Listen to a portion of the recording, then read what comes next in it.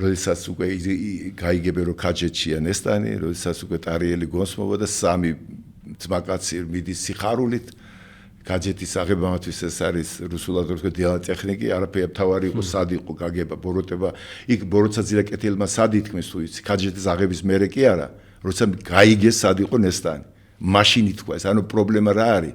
ის კი არა სად არის არ ვიცი ფესვი ბოროტების, როგორც კი ამას მივაგნებთ, მის შესრულება უკვე მართლა დიალექტექნიკი რო იტყვი. და ესე რომ მიდიან ასე თვითონ როსთაველი შეხარის თავისივე პერსონაჟებს და იხსენებს მათ ამბებს, მათი საქმე და ამბავი ამის მსგავსი და დარია.